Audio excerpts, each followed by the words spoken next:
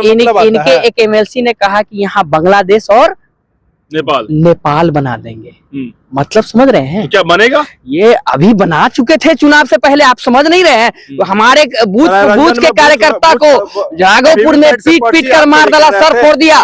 खेमके करके नाम करके व्यक्ति है, पूरा नाम मैं भूल रही हूँ, मैं पूरा अगर डिटेल लेकर के आपके कैमरा तक ला के मैं दे सकता हूँ। कल मैं ला करके आपके ऑफिस में पहुंचा दूंगा और आप अपने ऑफिस से उसको चला सकते हैं। हम आपको बता दूं कि सारे सिस्टम, चाहे भारत की स्वयंसेवक संस्था हो, आज टोटल जो है भारतीय जनता पार्टी के अधीन चल रही है। इनके एमएलसी ही ने कहा था कि अगर कुछ भी गड़बड़ हुआ तो पूरे बिहार को बांग्लादेश बना देंगे, श्रीलंका बना देंगे, नेपाल बना देंगे। इस तरीके का अराजकता एक राष्ट्रीय जनता दल के ही खेमे में संभव है और हम लोग इस पे कुछ नहीं टीका टिप्पणी करना चाहते हैं, क्योंकि ये सड़क को सदन क्या, ये सड़क को नरक भी बना सकते हैं।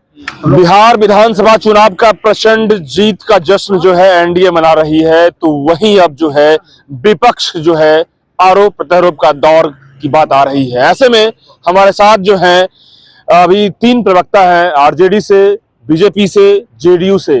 नीतीश आवास के सामने तस्वीर है और रात्रि के 9 तकरीबन बज रहे हैं और इसी बीच हम जानने का प्रयास करेंगे कि आखिरकार इस बार के रिजल्ट के क्या मायने हैं।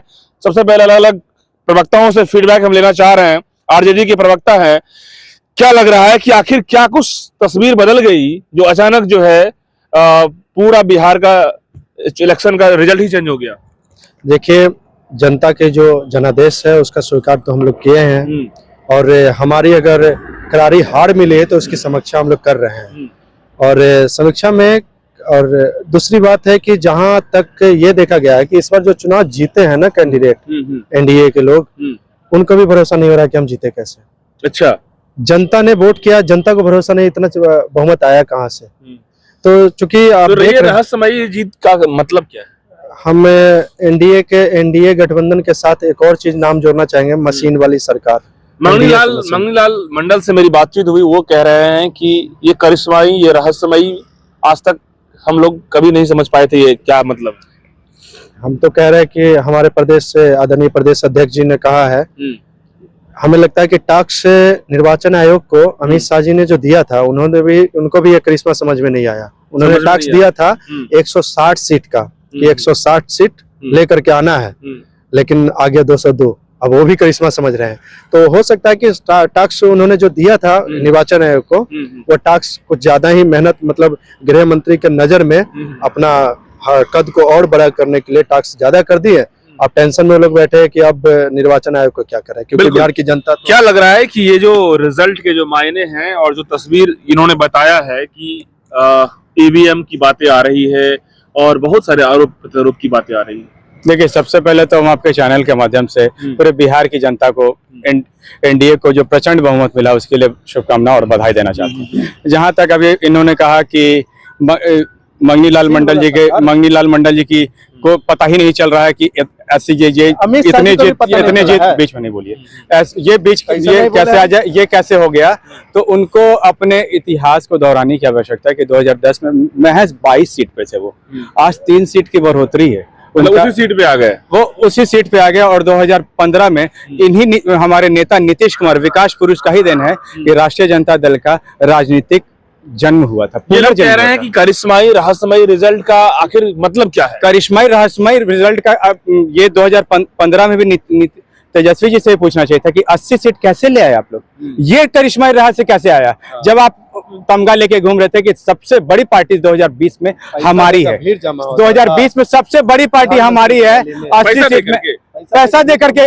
ये जो कह रहे हैं कि पैसा दे करके, तो आज पैसा क्यों नहीं चला आपका? आप लोग तो बहुत बांट रहे थे, आप लोग तो बहुत बांट रहे थे। हमारे पास पैसे ही नहीं है, हमारे पास संसाधन नहीं है, हम निष्पक्ष चुनाव लड़ रहे थे, हमारे पास भाई साहब ये कह रहे हैं कि पिछली बार जो 80 सीट आपने जीता, उस समय ईवीएम नहीं खराब था, उस समय पैसा नहीं बांटा गया, क्या उस समय जो है इस तरह आरोप नहीं लगा? आप उस समय वोट चोरी का मामला आया नहीं था, उस समय वोट चोरी का मामला आया ही कहाँ था? उस समय निष्पक्षता से हम लोग निष्पक्षता से वोट पड़ी थी। इस बार वोट चोरी का मामला कई साक्ष्य हमारे विपक्ष के नेता राहुल गांधी जी ने मीडिया के सामने रखा भी है। नहीं था, ईवीएम नहीं था क्या? थी, लेकिन चोरी नहीं हुई थी। वो एसआईआर के नाम पर चोरी चलना। सवाल अब आपसे हम ये कहेंगे कि रिसेंटली लोकसभा के चुनाव हुआ है, उस समय देखा जाए तो कहीं न कहीं विपक्ष का जबरदस्त जो है परफॉर्मेंस रहा। नरेंद्र मोदी की सरकार को कमजोर साबित कर दिया गया, तो उस समय ईवीएम नहीं था। देखिए मैं बता रहा हूँ, वही तो सवाल आज उस सरकार से हो रही है कि लोकसभा के चुनाव जब हुई थी तो जो वोटर लिस्ट पे चुनाव हुई थी वो हुई थी। एसआईआर उसके बाद आया था। एसआईआर बिहार में कब आया था? बहुत सारे बूथ पर आप गए होंगे, आपकी कैमरा कवरेज करने गई होगी, तो आप देखे होंगे कि identity card, voter identity card लेकर के वोटर बूथ पर खड़े हैं, लेकिन उनको वोटर लिस्ट में नाम नहीं है। क्यों नहीं था? कभी जानने की कोशिश की? आपके कैमरा को मैं अभी भी कहता हूँ कि आप जानने की प्रयास कीजिए कि वो लोग का नाम क्यों काटा गया था। मतलब आप लोग एसआईआर का जिक्र बिल्कुल एसआईआर में हर विधानसभा क्षेत्रों से चिन्हित करके जो स्पेशल सामाजिक न्याय और सामाजिक न्याय के प्रति अपना समर्पण भावना रखता हो, वैसे व्यक्ति को नाम काटा गया है। आप उठा के देख लीजिए। एसआईआर की ये बात कह रहे हैं कि एसआईआर कारण है। सबसे पहले आपके मास मशीनों का इंडिया रंग। के देखने वाले जो भी चाहने वाले लोग हैं, उसको बहुत बहुत शुभकामनाएं। और प्रचंड जो जीत मिली है एनडीए को, उसके लिए बिहार की तमाम जनता को मेरे तरफ से बहुत बहुत बधाई एवं आभार। जो एसआईआर का मुद्दा है इनका, एसआईआर का मुद्दा में कोई दूसरा लिस्ट जारी किया है, साक्ष्य ये लोग लाकर कोर्ट में पेश कर सकते हैं, न्यायालय के समक्ष पेश कर सकते हैं कि मेरा वोटर लिस्ट से नाम कट गया है, मैं यहाँ एक नागरिक हूँ। अगर ऐसा कोई व्यक्ति इनके सामने है तो 1 महीना का समय मिला था, उसमें ये कर सकते थे, वो भी नहीं किए। फिर उसके बाद कोर्ट जाने की बारी है। अभी भी मैं इनको चुनौती देता हूँ, किसी एक व्यक्ति जिनका नाम कट गया है उनको लेके कोर्ट के समक्ष जाए कि क्यों इनका नाम कट गया है। ये चुनौती दे रहे हैं। ये क्यों कटा आपको मालूम नहीं है? ये तो जनता का जनाधार लेने का आपको मालूम है और आपको मालूम नहीं है? जिस समय एसआईआर हो रही थी उस समय बिहार की स्थिति क्या थी? 19 जिला आपके बाढ़ प्रभावित क्षेत्र हो चुका था। वहां पर आपका 19 जिला जो था बाढ़ प्रभावित क्षेत्र हो चुका था। वहां पर आपकी कैमरा नहीं पहुंच पा रही थी। आप जिसको जिम्मेदारी दिए थे बनाने के लिए, वोटर लिस्ट में नाम ऐड करने के लिए, वो दरवाजे तक नहीं पहुंच पा रहा था। हम आपको कहते हैं, और साक्ष्य एक खेमके करके नाम करके व्यक्ति है, पूरा नाम मैं भूल रही हूँ, मैं पूरा अगर डिटेल लेकर के आपके कैमरा तक ला के मैं दे सकता हूँ। कल मैं ला करके आपके ऑफिस में पहुंचा दूंगा और आप अपने ऑफिस से उसको चला सकते हैं। हम आपको बता दूं कि सारे सिस्टम, चाहे भारत की स्वयंसेवक संस्था हो, आज टोटल जो है भारतीय जनता पार्टी के अधीन चल रही है। इसकी बात करते हैं, अगर साक्ष्य में लेकर के कल इसी कैमरा पे आ जाऊंगा तो आप क्या करेंगे, जरा बताइए आप। लेकिन एक सवाल ये भी है कि आखिरकार इतने बड़े आरोप की जब ईवीएम और एसआईआर की जब बातें आती है तो सबूत भी देना बहुत महत्वपूर्ण हो जाता है, क्योंकि गाल बजाना से तो कोई न्यायिक प्रक्रिया नहीं हो पाती है। आपने देखा नहीं है, लेकिन फिर भी हम लोकतंत्र पे भरोसा है और लोकतंत्र कहीं भी जिंदा होगा, हम फिर जाएंगे। ये लोग अगर ये सोच रहे होंगे कि 202 सीट लेकर के तानाशाही रवैया अपनाएंगे इस पर विधानसभा में, तो वो तो हमारे 35 सदस्य भी नहीं चलने देंगे और सड़क को सुना तो हम छोड़ने वाले हैं नहीं। हमारे कार्यकर्ता है, लोकतंत्र में अधिकार है। अगर लोकतंत्र जहां भी जिंदा है उस दरवाजे तक जाएंगे। और इनकी सबूत की बात है ना, मैं सबूत दे करके आऊंगा, और इनका तानाशाही रवैया को और व्यवस्था को 5 साल पूरी सरकार चलने से पहले खंडन करके रखना। सबूत की बात कर रहे हैं कि सबूत है। नहीं, अभी जहां तक बोल रहे थे हमारे साथी कि हम लोग सड़क को शांत नहीं होने देंगे, तो इनके एमएलसी ही ने कहा था कि अगर कुछ भी गड़बड़ हुआ तो पूरे बिहार को बांग्लादेश बना देंगे, श्रीलंका बना देंगे, नेपाल बना देंगे। इस तरीके का अराजकता एक राष्ट्रीय जनता दल के ही खेमे में संभव है और हम लोग इस पे कुछ नहीं टीका टिप्पणी करना चाहते हैं, क्योंकि ये सड़क को सदन क्या, ये सड़क को नरक भी बना सकते हैं। ये 15 साल बिहार को पूरा नरक ही बना के रखे थे, तो ये नरक को बनाने में कहीं नई बात नहीं है। इसके लिए ये सड़क पर उतरने की जो बात करते हैं ना, ये जिस तरीके का अराजकता का माहौल, अपने धार्मिक उन्माद फैलाने की बात जो कर रहे थे हमारे आपके प्रवक्ता सुनील सिंह जी, और जिस तरीके से भड़काऊ बयान देके अपने कार्यकर्ताओं को उत्तेजित करने का काम कर रहे थे, वो कदापि नहीं चलने वाला हमारे सुशासन के सरकार में, हमारे नीतीश कुमार जी के सरकार में लॉ एंड ऑर्डर जिस तरीके से ये जो ये सवाल उठा रहे हैं कि नेपाल हम बना देंगे, क्या ये तथाकथित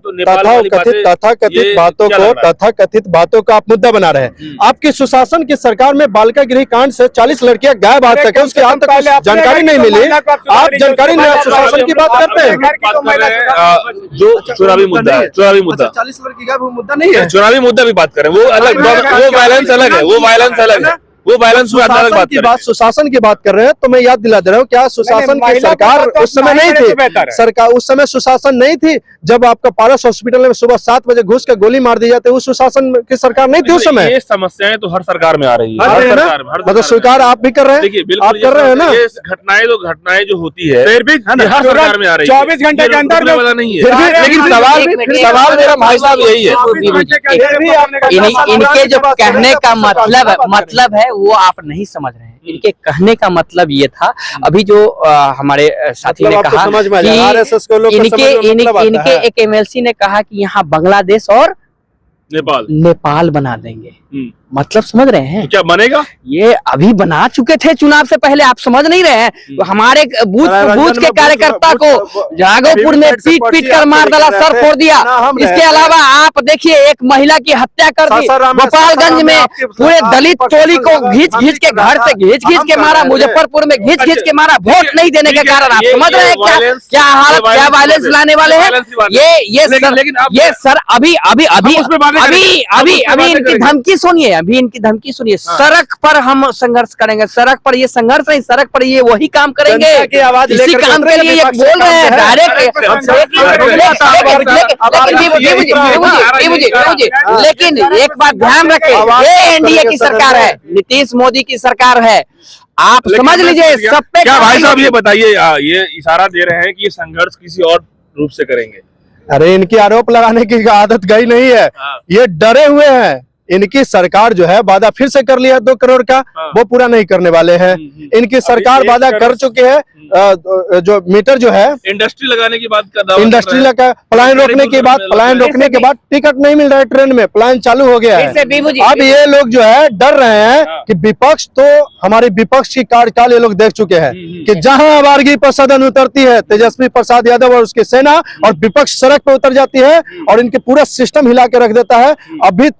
अभी आपका 71,000 करोड़ लास्ट में हुआ है, अब हिसाब करने के बारी आ गई है। एक सवाल है कि देखिए, ठीक है आरोप प्रत्यारोप की तो बात ये है, लेकिन जनता जब चुनाव, अभी ठीक है वो जो आपने आरोप लगाने की बात कह रहे हैं कि हम इस पे सबूत लाएंगे, इस पे हम लगातार डिबेट करेंगे, डिबेट में होना चाहिए लोकतंत्र में, तांडव करेंगे,